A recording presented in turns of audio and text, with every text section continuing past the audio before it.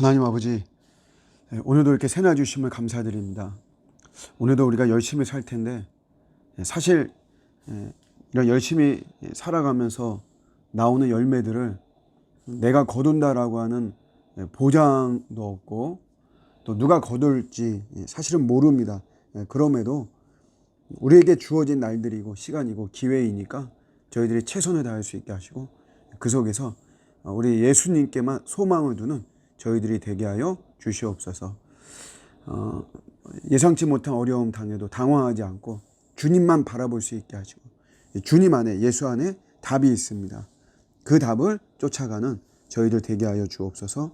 예수님의 이름으로 기도드립니다. 아멘. 오늘 주시는 말씀은 사무엘상 13장 8절과 9절입니다. 사울은 사무엘이 정한 기한대로 이레 동안을 기다렸으나 사무엘이 길갈로 오지 아니하매 백성이 사울에게서 흩어지는지라. 사울이 이르되 번제와 화목 제물을 이리로 가져오라 하여 번제를 드렸더니. 아멘. 사무엘이 자기가 마음대로 번제를 드렸다, 그런 내용입니다. 왕이 하나님에 대한 그런 자세, 그 자세가 올바르냐 그렇지 않냐, 이런 거를 측정하는 바로미터가 있습니다. 그게 바로 전쟁이죠. 전쟁.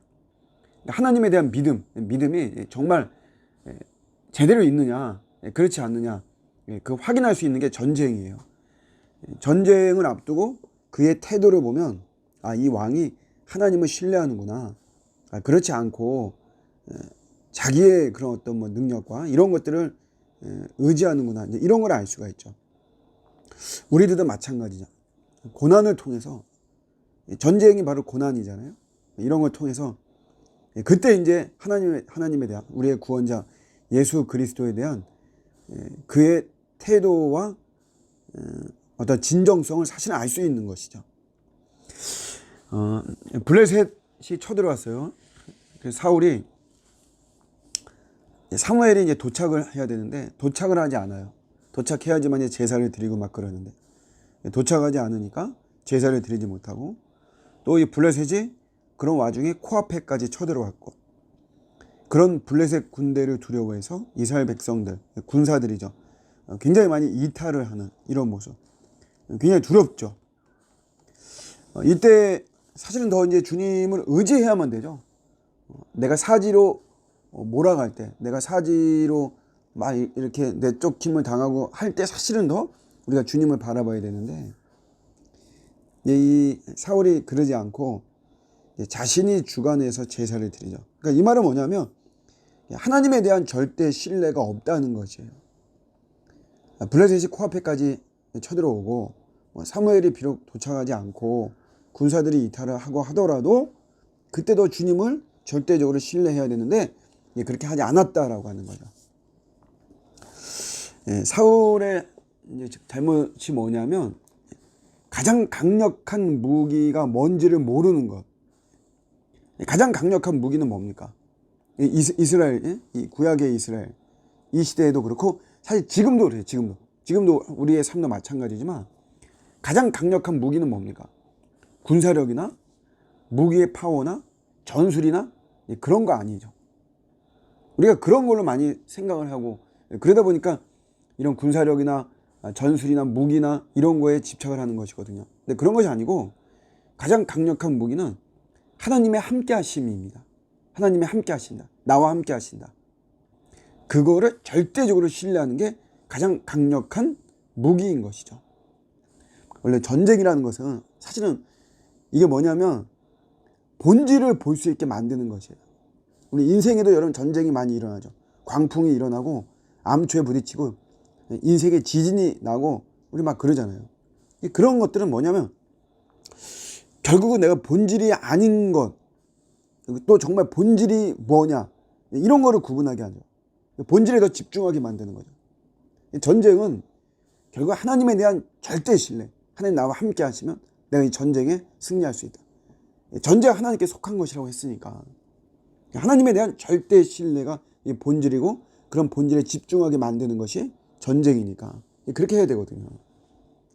예수님도 동일한 말씀을 하셨어요. 승천하시면서 마태복음 28장에 어떤 복음 전파와 연관된 영적 전쟁 말씀하시면서 너희는 가서 그러므로 가서 모든 족속으로 제자를 삼으라 그랬죠. 모든 족속이에요. 모든 족속. All nations. 이게 여러분 오늘 시대로 말하자면 비우호적인 그런 세력들까지도 가서 제자를 삼으라는 거죠. 불교, 힌두교, 샤머니즘, 무신론. 아주 우리 기독교 적대적인 게 무슬림이죠. 전부가 다 그런 것은 아닌데 극단적인 무슬림들은 사실 뭐 극단적인 불교도 힌두교, 무신론, 샤머니즘 이들이 기독교에 그렇게 막 극악하게 대항하지 않거든요. 무슬림은 좀 그런 모습이죠. 근데 이런 사람들까지도 제자를 삼으라는 것이에요. 근데 여기까지만 말씀하셨으면 사실 우리가 굉장히 부담이 되죠. 그런데 바로 이어서 주시는 말씀이 세상 끝날까지 항상 내가 너희와 함께 하겠다는 것이죠. 그러니까 가장 강력한 무기가 바로 나라는 거예요. 그리스도, 예수. 그러니까 그 예수를 붙잡고 나갈 때 올레이션스 모든 족속을 다 제자로 삼을 수 있다라는 거죠. 모세가 아말렉과의 전쟁에서 출애굽기 17장에서도 결국 손을 들어 기도할 때 그게 뭐냐 가장 강력한 무기죠. 하나님과 함께 하시. 그러면 여러분 그 밑에서 이스라엘 백성들이 전쟁을 해본 경험도 없어요. 그런데 승리하는 겁니다. 바로 이겁니다, 여러분.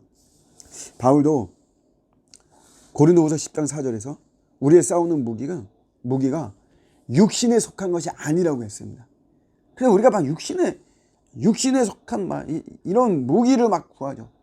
스펙, 학이라든가 학벌이라든가 네트워크라든가 내 경험이라든가. 근데 우리의 무기는 그런 게 아니라는 거예요. 육신에 속한 것이 아니라는 거죠. 어느 정도 도움은 되겠죠. 그런 것이 아니고 근본적으로 어떤 경관 진도 무너뜨리는 하나님의 능력이라는 거예요. 하나님의 능력. 그게 예수 그리스도죠. 그래서 그 예수 그리스도께서 오늘 이 시대에 우리 성령님으로 나와 함께하는 겁니다. 네, 임재하시는 거죠. 또 다른 보혜사이신 성령님이 우리 안에 임하셔서 나와 함께할 때 그게 가장 강력한 무기인 것입니다. 그거 가지고 나아갈 때 우리 온전한 승리를 할 수 있는 것입니다. 전쟁은 왕이 하나님에 대한 어떤 자세를 가지고 있냐를 잘 볼 수 있는 것입니다. 고난이 우리가 하나님에 대한 태도, 자세.